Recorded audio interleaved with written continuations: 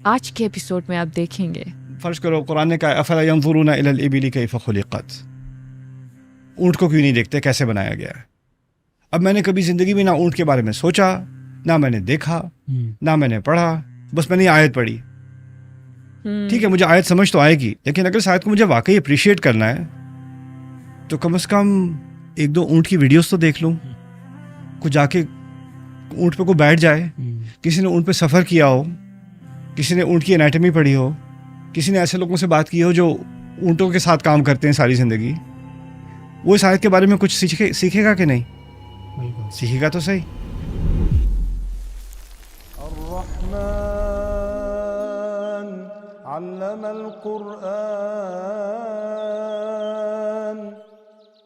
السلام علیکم ورحمۃ اللہ وبرکاتہ. وعلیکم السلام ورحمۃ اللہ. چلو شروع کرتے ہیں. تم دونوں اپنا ایک تعارف کرا دو مختصر سا. جی میرا نام زید ہے اور میں بینہ کے ساتھ تقریباً 3 سال ہونے والے ہیں. جب آپ لاسٹ ٹائم پاکستان آئے تھے تو وہاں پر ہماری ملاقات ہوئی تھی، تو بڑا اچھا ایک ہمارا جو آخری معجزہ سیشن تھا وہ 10 دن کا سیشن ہوا. پھر اس میں آپ نے جو ہے وہ اپنے لیے کچھ ٹیم بنانے کا سوچا، تو اس میں مختصر سے تعارف ہوا تھا. تو الحمدللہ ابھی تک وہ سفر جاری ہے. الحمدللہ الحمدللہ. تم دونوں سے کافی مدد ہوئی ہے پوری صورتوں کے مطالعے میں جو ابھی تک کی ہیں، کافی ساری کرنی ہے اب تو ہم نے. الحمدللہ الحمدللہ. بشرا؟ میرا نام بشرا حسن ہے اور میں اسٹوڈنٹ ہوں، ایم فل کر رہی ہوں، اور ساتھ میں پچھلے 3 سال سے میں ریسرچ ڈپارٹمنٹ میں بینہ کے ساتھ بھی کام کر رہی ہوں، تو ساتھ ساتھ قرآن سیکھ رہی ہوں. ماشاء اللہ ماشاء اللہ. ہم سبھی اکٹھے ساتھ قرآن سیکھ رہے ہیں. بالکل بالکل. الحمدللہ رب العالمین والصلاۃ والسلام علی رسول اللہ وعلی آلہ وصحبہ اجمعین. بسم اللہ الرحمن الرحیم.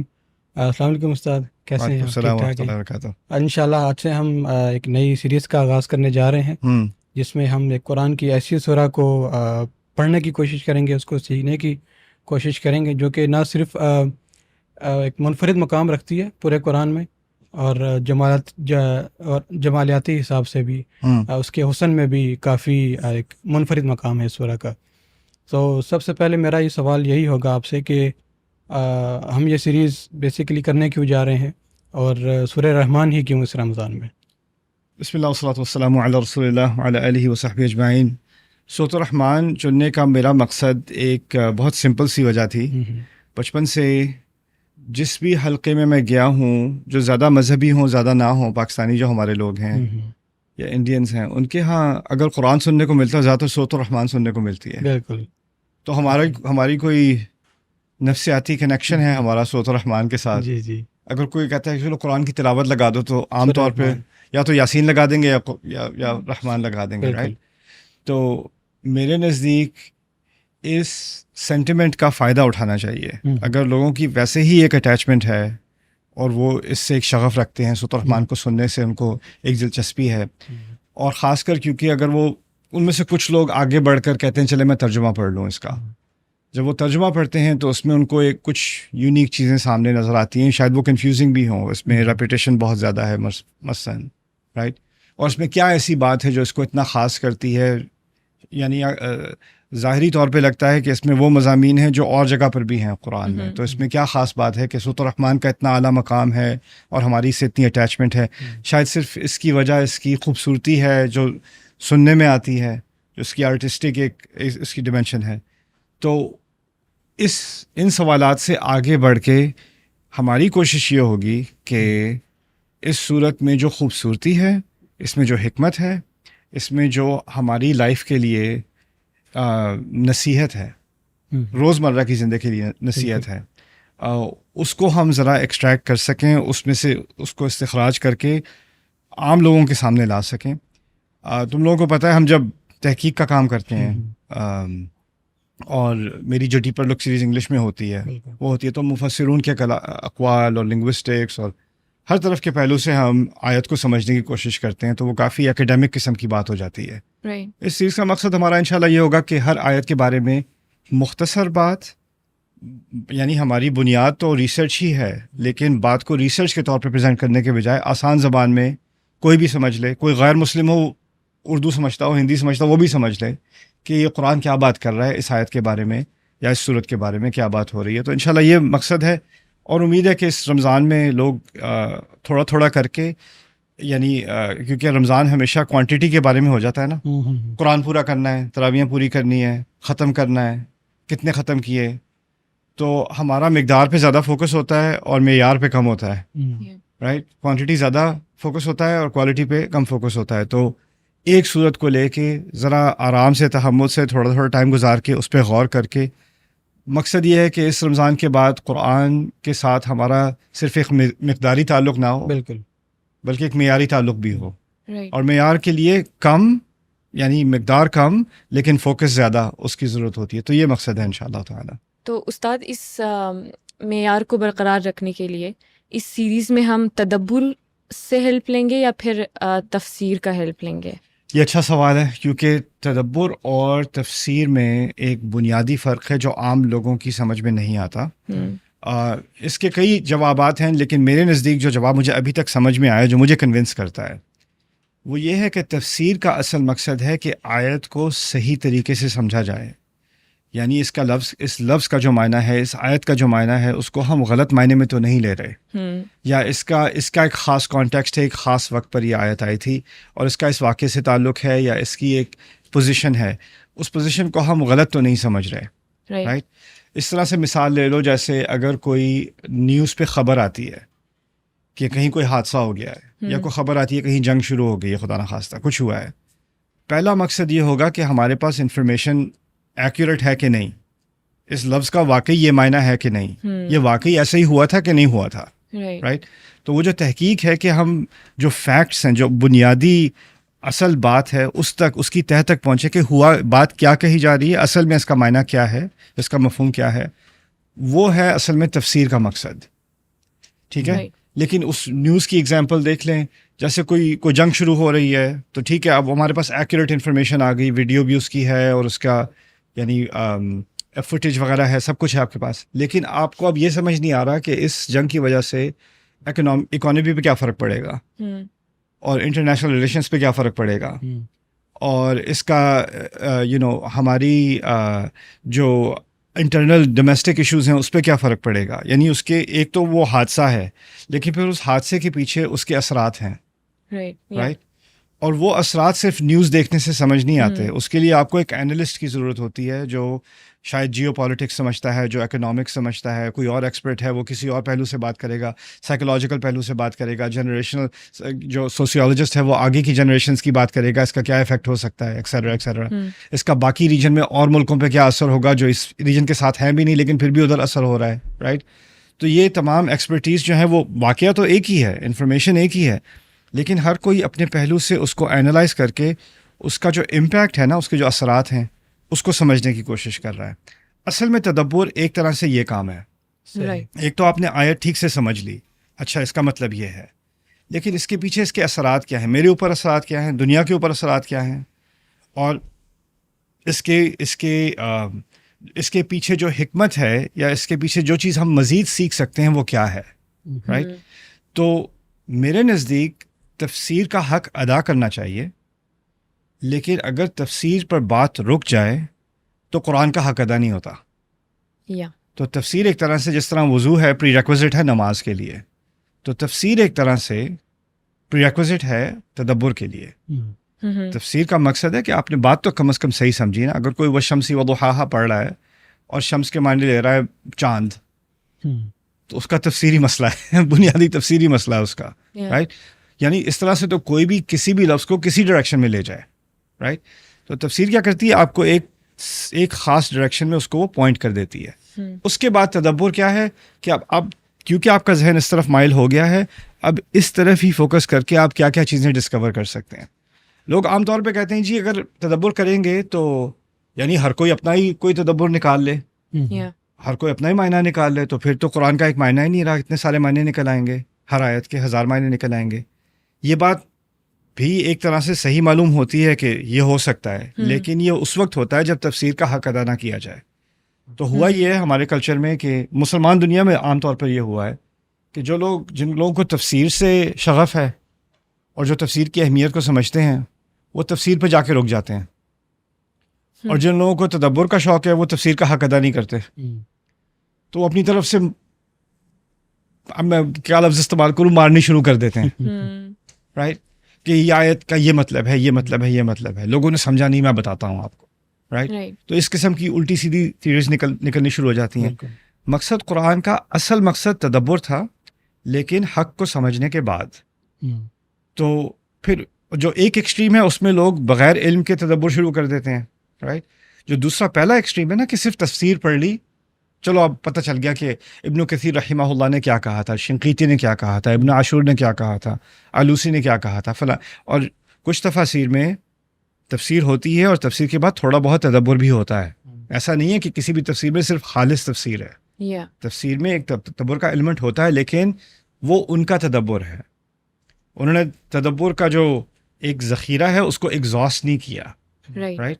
لیکن ایک ذہنیت بن جاتی ہے کہ اگر کسی شخص نے 5ویں صدی میں, 8ویں صدی میں, 10ویں صدی میں تفسیر لکھ دی اور اس نے یہ کام کر دیا, تو اب ہمیں اپنا دماغ استعمال کرنے کی کوئی ضرورت نہیں ہے. جو کہا جا سکتا تھا قرآن کے بارے میں وہ کہا جا چکا ہے. اب ہمیں صرف اس کو پڑھنا ہے اور جو پڑھا ہے اس کو آگے پڑھانا ہے. لیکن اگر ذرا سا انسان سوچے کہ جس شخص نے 10ویں صدی میں یا 8ویں صدی میں تفسیر لکھی ہے, رائٹ, اس نے بھی کوئی نیا کام کیا ہے. تو اگر آپ اس وقت ہوتے تو آپ اس سے کہتے آپ کیوں لکھ رہے ہیں بھائی, آپ سے پہلے کسی نے لکھی ہوئی ہے, آپ کیوں یہ بات کر رہے ہیں, رائٹ. تو آپ کون ہوتے ہیں لکھنے والے, بالکل, رائٹ. تو اگر یہ تھاٹ پروسیس تاریخی ہوتا تو ہمارے پاس کوئی تفسیر ہی نہ ہوتی, نہ تدبر ہوتا. تو اس لیے ان دونوں کا تعلق سمجھنے کی ضرورت ہے. اور اس میں میرے نزدیک جو ہماری ٹیم نے جو چیز میں تم لوگوں کو بار بار ری ایمفیسائز کرتا ہوں, ہمیں مفسرون کا پورا فائدہ اٹھانا ہے, بالکل.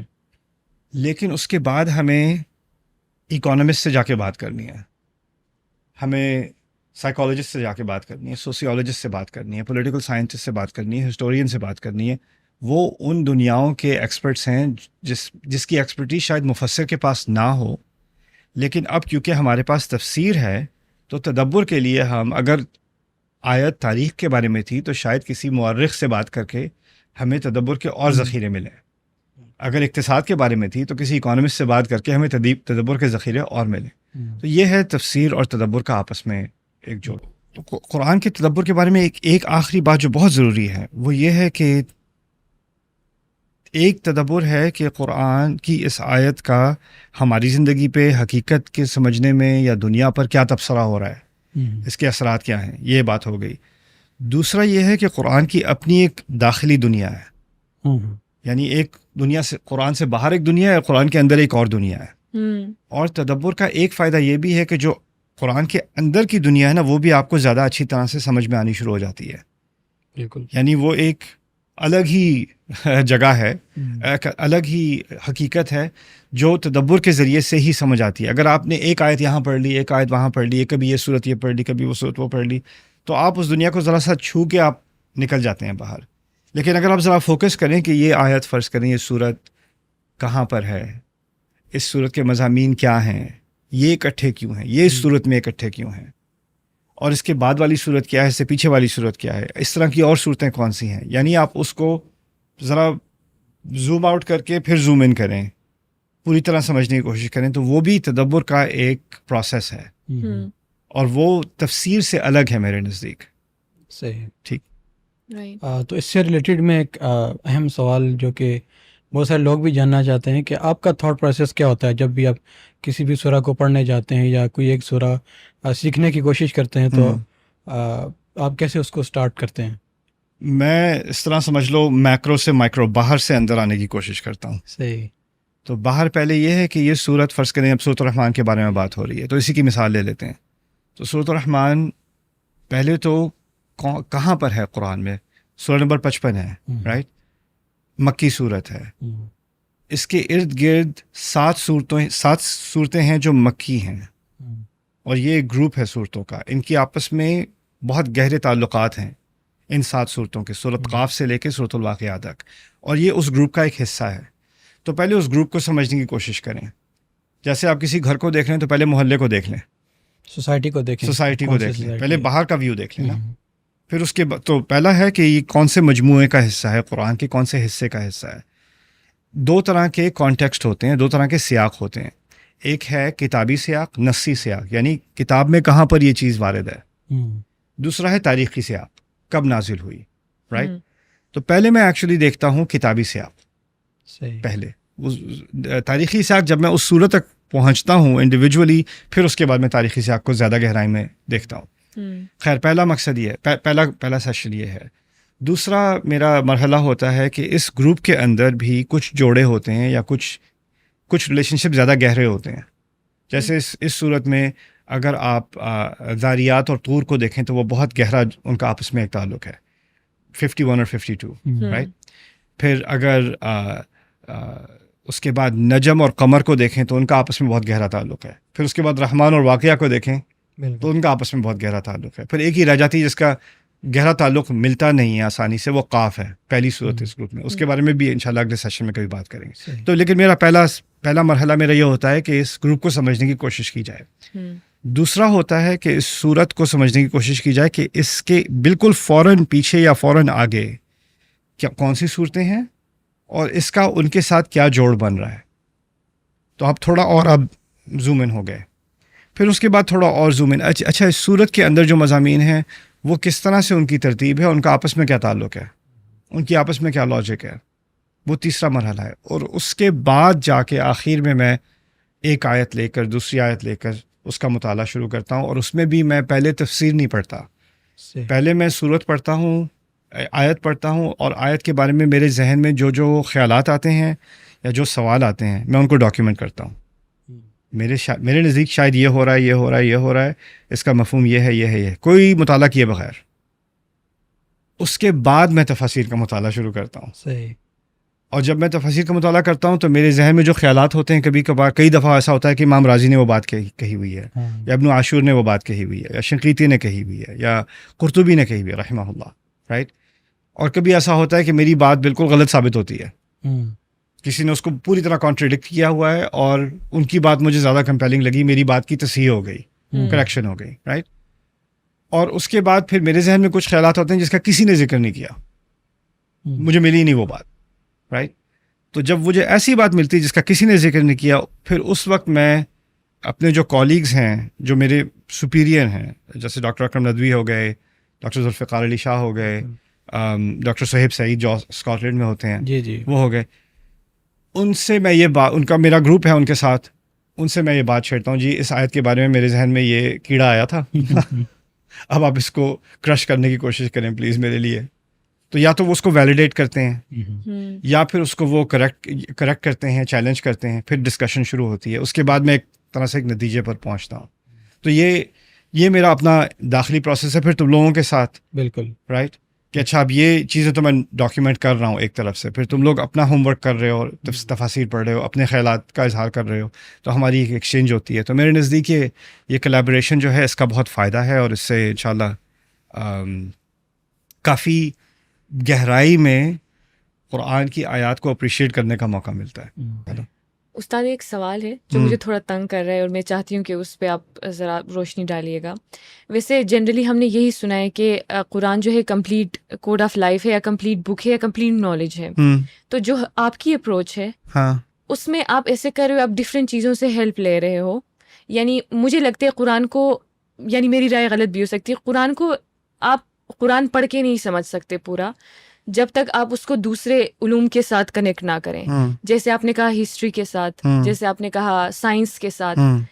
تو پھر یعنی قرآن پھر کمپلیٹ بک کیسے ہوئی، یعنی کمپلیٹ نالج کیسے ہوئی؟ بہت اچھا سوال ہے. دیکھو، پہلی بات، قرآن بخود کامل ہے، تدبر کامل نہیں ہے. ٹھیک ہے، آپ کا جو اللہ تعالیٰ نے جو پیغام دیا ہے وہ بذات خود کامل ہے، اس میں کوئی کمی بیشی نہیں ہے.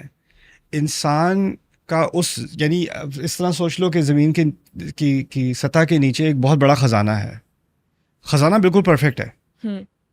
میری صلاحیت کہ میں اس خزانے کو ایکسٹریکٹ کر سکوں وہ پرفیکٹ نہیں ہے. مجھے مختلف ٹولز چاہیے اس کو ایکسٹریکٹ کرنے کے لیے. رائٹ. تو وہ تو مجھے چاہیے نا. اب جیسے فرض کرو قرآن نے کہا افلا ينظرون الى الابل كيف خلقت، اونٹ کو کیوں نہیں دیکھتے کیسے بنایا گیا ہے. اب میں نے کبھی زندگی میں نہ اونٹ کے بارے میں سوچا، نہ میں نے دیکھا نہ میں نے پڑھا، بس میں نے یہ آیت پڑھی. ٹھیک ہے، مجھے آیت سمجھ تو آئے گی، لیکن اگر اس آیت کو مجھے واقعی اپریشیٹ کرنا ہے تو کم از کم 1-2 اونٹ کی ویڈیوز تو دیکھ لوں. کو جا کے اونٹ پہ کو بیٹھ جائے، کسی نے اونٹ پہ سفر کیا ہو، کسی نے اونٹ کی انیٹمی پڑھی ہو، کسی نے ایسے لوگوں سے بات کی ہو جو اونٹوں کے ساتھ کام کرتے ہیں ساری زندگی، وہ اس آیت کے بارے میں کچھ سیکھے گا کہ نہیں؟ بالکل سیکھے گا تو صحیح. قرآن کا فارمولا یہ ہے کہ وہ آپ کو اپنے اندر انوائٹ کرتا ہے، اس کی اپنی ایک دنیا ہے اس میں، جس میں کہہ رہا تھا، لیکن پھر وہ آپ کو باہر کی دنیا میں پش کر دیتا ہے بار بار. اس کی آیات ہی ایسی ہیں، اللہ تعالیٰ کی آیات ہی ایسی ہیں، سنوریہم آیاتنا فی الآفاق وفی انفسہم حتی یتبین لہم انہ الحق. رائٹ؟ تو وہ قرآن کا ایک فارمولا ہی یہی ہے کہ اس کا تدبر سمجھنے کے لیے وہ آپ کو بار بار کہتا ہے باہر جا کے دیکھو، سیروا فی الارض فانظروا، جاؤ زمین میں جاؤ دیکھو.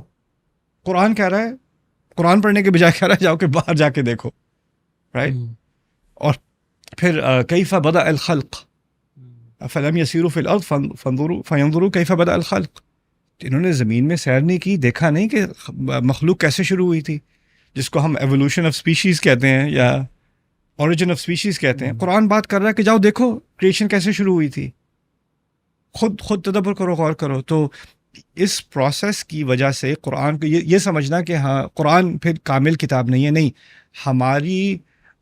ہماری صلاحیت اور ابھی تک ہماری کامیابی کہ ہم قرآن کی پوری حکمت کو ایکسٹریکٹ کر سکیں وہ ہمیشہ نامکمل رہے گی. وہ نامکمل ہی ہونی تھی، ورنہ ہم قرآن کے ساتھ ہمارا وہ لگاؤ نہ رہتا. اور ہر جنریشن آئے گی وہی تفسیر پڑھے گی، لیکن اس کے تدبر میں تھوڑا اضافہ ہو جائے گا. پھر اگلی جنریشن آئے گی وہی تفسیر وہی پڑھے گی جو پچھلی جنریشنز نے پڑھی تھی، اور شاید ان کا تدبر کا فائدہ بھی اٹھا لے گی، لیکن اس کے سامنے ایک نئی حقیقت ہوگی اور اس کو سمجھ میں آئے گا کہ قرآن نے اس نئی حقیقت پہ بھی تبصرہ کیا ہے جس کو ہم پہلے نہیں سمجھ سکے تھے. لیکن مقصد یہ ہے کہ حقیقت آپ کے سامنے بدلتی رہے گی اور اس حقیقت پہ قرآن نئے سرے سے تبصرہ کرتا رہے گا. بالکل رائٹ؟ تو قرآن کسی تاریخی حقیقت پر بات صرف نہیں کر رہا، قرآن ہماری حقیقت پر بات کر رہا ہے. اس کو ایک آخری اینگل سے بھی سمجھ لو. 2 طرح کے فوائد ہیں قرآن کے اندر. ایک تو ہے قرآن نے ہمارا جو زندگی گزارنے کا طریقہ ہے، جو مذہبی ہدایت ہے، وہ مکمل کر دی ہے. الیوم اکملت لکم دینکم، ٹھیک ہے. لیکن قرآن حقیقت پر بھی تبصرہ ہے، صرف ہمارے دین پر تبصرہ نہیں ہے. جو قرآن کا ہمارے دین پر تبصرہ ہے وہ شروع سے کامل ہے، لیکن جو قرآن کا حقیقت پر تبصرہ ہے، سیاست پر تبصرہ ہے، اقتصاد پر تبصرہ ہے، نفسیات پر تبصرہ ہے، سائنس پر تبصرہ ہے، جس بھی دنیا کی کسی بھی فیلڈ میں چلے جاؤ، اپنی زندگی میں یا ایکیڈیمک اسکیل پر یا میکرو اسکیل پر، کسی بھی اسکیل پر چلے جاؤ، جو حقیقتیں نئی ایمرج ہوتی رہتی ہیں نا، اس پر بھی قرآن کا کنٹینیوس تبصرہ ہے. بالکل ٹھیک ہے. تو وہ ایک آن گوئنگ پروسیس ہے جو کبھی ختم نہیں ہوگا. اس لیے تفسیر کا کام ختم ہو چکا، لیکن تدبر کا کام ابھی باقی ہے، ابھی وہ ہمیشہ تک رہے گا. اور اصل میں قرآن کا معجزہ ہی تدبر ہے. افلا يتدبرون القرآن ولو كان من عند غیر اللہ لوجدوا فيه اختلافا كثيرا. اگر وہ قرآن اللہ تعالیٰ کی طرف سے نہ ہوتا، اللہ تعالیٰ خود کہتے ہیں تدبر کیوں نہیں کرتے قرآن پر، اگر قرآن اللہ تعالیٰ کی طرف سے نہ ہوتا تو اس میں بہت سارے اختلافات پائے جاتے، اور یہ ہوتا کہ شاید پچھلی جنریشن 800 سال پہلے، 1000 سال پہلے، 1200 سال پہلے اتفاق کر لیتی، پھر بعد میں نئی ڈسکوریز آئیں، نئی حقیقت سامنے آئی، نئی سوسائٹی ایمرج ہوئی، تو اب اختلاف آ گیا. اب کہا لیکن اللہ تعالیٰ کہنے تدبر کریں گے تو سمجھ آئے گا کہ کوئی بھی سوسائٹی آ جائے سامنے، لیکن وہ اختلاف نہیں کر پائے گی. قرآن اس حقیقت پر بھی ایسا تبصرہ کرے گا جیسے ابھی آج ہو رہا ہے. رائٹ؟ اور اسی وجہ سے میرے نزدیک جو لوگوں کے کنٹمپریری ایشوز ہوتے ہیں، لوگ کہتے ہیں کہ بھائی قرآن نے یہ بات کر دی ہے لیکن یہ ہماری ماڈرن سوسائٹی سے فٹ نہیں کرتی، یا یہ کوئی پریمیٹیو بات ہو رہی ہے یا پری ماڈرن بات ہو رہی ہے، پرانے زمانوں کی بات ہو رہی ہے، اور جو اس کے لاز ہیں وہ آؤٹ ڈیٹڈ ہیں. میرے نزدیک ہم نے ان لاز کو صحیح سے سمجھا ہی نہیں. ان کا سوسیولوجیکل امپیکٹ، ان کا اکنامک امپیکٹ، ان کا پولیٹیکل امپیکٹ، ان کا سائیکولوجیکل امپیکٹ ہم نے سمجھا ہی نہیں. ہم نے اس کو صرف ایک لیگل کوڈ یا تھیولوجیکل کوڈ سمجھ کے اس کو ریسٹرکٹ کر کے پھر کہا نہیں اس کی کیا ریلیونس ہے، اس کا کیا فائدہ ہے، اب دنیا بدل گئی ہے. لیکن اگر آپ تھوڑا سا اسٹیپ بیک کر کے ذرا انالائز کرنے کو، لا کو صرف مختلف زاویوں سے، صرف لیگل زاویے سے نہیں، مختلف زاویوں سے انالائز کرنے کی کوشش کریں گے. آپ کے سامنے بات آئے گی کہ بھائی دنیا واپس قرآن کے لا کی طرف ہی آئے گی، ہمیں لانا ہی نہیں پڑے گا، وہ خود آ جائے گی.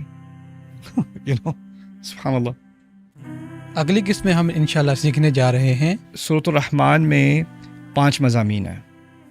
پہلے قرآن کی عظمت، پھر دنیا کی نعمتیں، پھر قیامت اور جہنم اکٹھے، پھر اس کے بعد جنت کا ایک مرحلہ، پھر جنت کا دوسرا مرحلہ.